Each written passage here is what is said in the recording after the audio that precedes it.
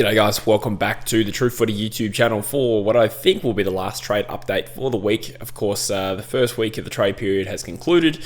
Free agency period has just wrapped up. No more free agency deals for the rest of this season. Honestly, thank God, looking at how much the draft order is blowing out. But today there was a bit of action and a few more stories and a little bit of context going into next week as well. Still, we've got some videos uploading this weekend. I'll probably do some summary stuff as well as a preview of what to expect next week. But for today, we're going to cover the stories that went down today. First of all, I just want to say a big thank you to you all for getting around the channel in recent times. It's been a really good period for the channel. In fact, we are on track to have our biggest month ever on YouTube this October. So that will probably die off a little bit after the trade period ends, but I'm still going to be making content all the way through the draft. Views are better than ever. On track to have the biggest month in views. The only one that isn't quite moving up is subscribers. So I did set a little audacious goal to try and get to 23,000. I'm about 250 short. So if we can try and get there by the end of the trade period, I would be very, very grateful. We did hit our target of 22k by grand final day. Honestly, it's just a number. I don't actually care what the number is, but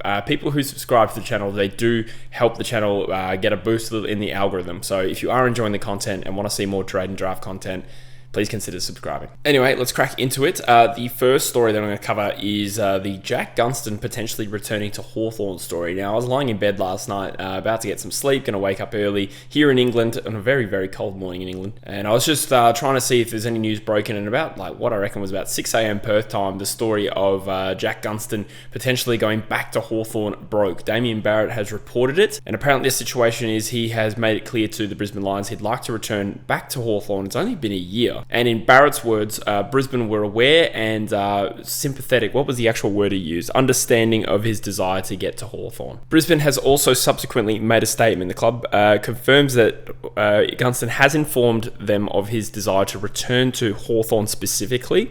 While understanding Jack's situation, he is a contracted player and the club is assessing his position. So yeah, typical stuff about not appearing too willing to give up a player. That doesn't mean it won't happen. The club won't be providing any further comment. So this is an interesting one. So Gunston has been shed by the Hawks. It was kind of a curious move last year where Hawthorn was shedding a lot of experience. Jack Gunston was one of them to make way, obviously ushering in a new era in at Hawthorn that was mutually beneficial for the Brisbane Lions, who obviously are playing for the here and now, want to bolster their options up forward. Gunston had a reasonable year in his first year. I think it was 17 games. Got injured towards the back end of the year, couldn't fight his way back into the side for the the prelim and the grand final. I think he was supposedly fit, but understandably Brisbane didn't want to take a risk on him in a grand final or a prelim. So I don't know if this is a case of Gunston reading the writing on the wall and he's playing away from home. Perhaps he just doesn't want to be at the Brisbane Lions if he's not guaranteed a regular game. I feel like opportunities will be there for him next year. It could be something deeper than that. It could be personal issues, so I don't really know. But either way, it's a curious move. Hawthorn offloaded him last year to usher in this new era, like I said before, and him coming back does seem a little bit counterintuitive. But Hawthorn, losing Kazitsky, they kind of want some forward line options as well. Maybe it's a stopgap until they go hard for a Ben King or a Jamara Ugle-Hagan in 12 months' time. Who knows? Maybe even a Logan McDonald. But we'll wait and see on this one. Again, we don't really know Gunston's motivations. If this is a personal thing, it probably will happen. If it's not, I guess that's kind of up to Brisbane, but we'll see what happens next week. We had a couple of deals go through. The Jade Gresham deal did happen as we expected it would. St Kilda opted not to match Essendon's offer for his contract, and they subsequently got band 2 compensation, which means that St Kilda received pick 21 in the draft. And I think, as I've said previously, I think this will be a catalyst for some other deals that St Kilda are involved in, namely the Liam Henry deal. I think 21 for Liam Henry probably gets it done. And Essendon cap off, a huge free agency period now. Was that Goldstein, Mackay, and Gresham, and likely to get Dersmer as well. The other deal that did formally happen today was Tom Fullerton joined the Melbourne Footy Club. We knew that was going to happen, and it got done for pick 47. So obviously that's another ruck forward that leaves Brisbane. Does that make it trickier for Gunston? Probably not. But Melbourne obviously needs some forward line options, and Fullerton is at least a capable ruck forward that has some AFL experience. Also probably better suited suited to that second ruck forward role that Brodie Grundy was shoehorned into. So we'll see what happens. No idea if he's going to get a regular game, but he's an option for the Demons regardless. Then on the Fremantle and Collingwood deal for Lockie Schulz, a little bit of a development. Fremantle is reportedly seeking Collingwood's future first round draft pick for Lockie Schulz, ideally over pick 19. Now there is still a bit of a belief that Collingwood still want to give him pick 19, but there's two motivations for Fremantle pushing that into next year. There's already been some suggestion. They've already got 2 first rounders next year. They're probably going to get 21 for Henry, in my opinion. Potentially adding a third first round draft pick next year does give them a little bit of ammunition to go for someone like a Logan McDonald who is out of contract in 12 months time, or even Jamara Ugle-Hagan. You know, Fremantle aren't too shy to go for these big targets, who knows. But they're stumping up draft capital next year. There's also the potential that Collingwood drop down the ladder. So we know pick 19 at the moment is fixed where it is. Collingwood's first rounder next year, if they slump to 5th, that's, 4 spots better otherwise. Collingwood also, understandably, may also want to keep that pick 8 because it might be better than pick 19 now, but they also might have some trade targets in their sights as well. I've mentioned Ugle-Hagan, I've mentioned McDonald as key forwards, and then Ben King as well. They're probably going to look for a key forward next year, you'd think. So we've got 2 clubs here probably placing a bit of a premium on their first rounder next year, but I still think pick 19 is probably more likely to be offered from Collingwood. In other news, we have heard that North Melbourne is trying to consolidate some of their picks and move up the draft order. We know they have, 2, 3, 15, 17, and 18 inside the top 20 this year. Maybe they don't want to take all of those 5 picks. So we know that obviously they're making a play for West Coast pick 1. But perhaps, I was thinking this is actually my thought, not someone that's been reported, but Geelong probably does loom as a reasonable contender to deal with in this situation. Geelong have pick 7. They've kind of half-assed put it on the table for a potential trade to get multiple picks in the first round. I think they've got a few lift spots they want to cover, and I think after pick 7 they've got virtually nothing. So potentially we could see a deal of North Melbourne offering, say, 15 and 17 for Geelong's pick 7. That would give North picks 2, 3, and 7 plus 18 in this year's draft, and it gives Geelong a couple of picks in the teens, where after that top 8 or so, where Geelong's pick is likely to slide out of, they may see that talent pool as a bit even, as others have suggested as well. So maybe Geelong get 2 bites of the cherry.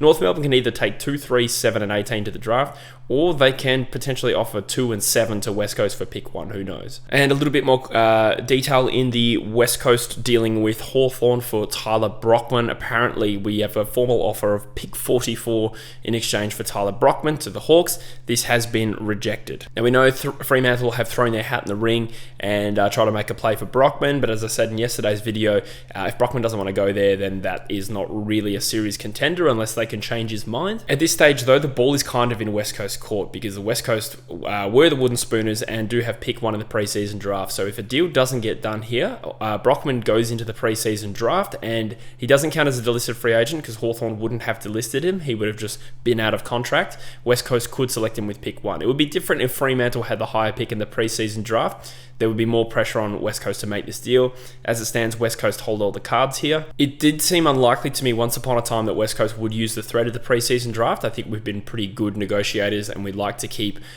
good trade relationships with other clubs. That being said, I think we will hold firm on our price for Tyler Brockman here. I don't think we'll give up anything better than pick 44, but we'll see. Also, this is the first time I think we've seen a formal offer for Shane McAdam from Melbourne to the Adelaide Crows. Apparently, the D's have offered a future second round selection for McAdam as a straight up swap. Future second round pick tied to Melbourne.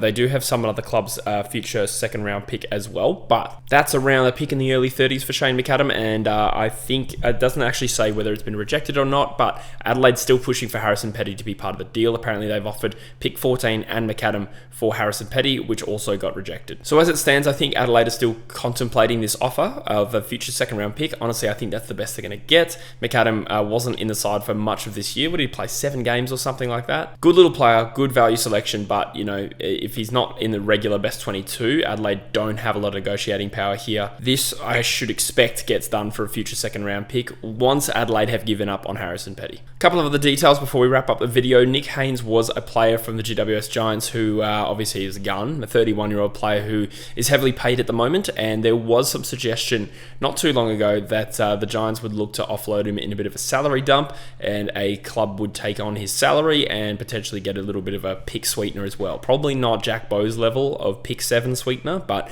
nonetheless, there was a bit of talk.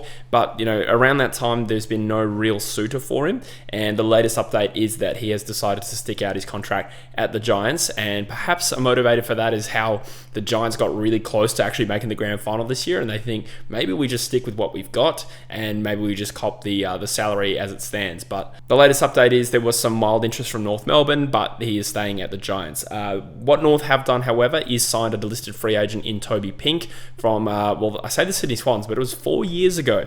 So 4 years ago, Sydney delisted a key defender in Toby Pink. He's gone back to Glenelg, I think it is, put in some pretty good solid form, and North Melbourne have signed him as a delisted free agent. You could still do that years after being delisted, apparently. So he comes in as some mature key back depth. They sort of get a Mackay replacement. To what extent is that going to be a worthy replacement? I don't know. I couldn't have told you where Toby Pink played before. So we'll see what happens, but that is something that happened today, and North gets some mature reinforcements. But that is all I've got for you right now, guys. I'm thinking of doing a bit of a summary video tomorrow on everything that's happened this week, and then again, like I said, a preview for week 2. But appreciate all support lately. So many comments coming in thick and fast. Can't keep up with them because I'm usually working on the next video, but I'll try and get to them shortly. But for now, subscribe to the channel if you haven't already, and I'll see you in the next video. Cheers.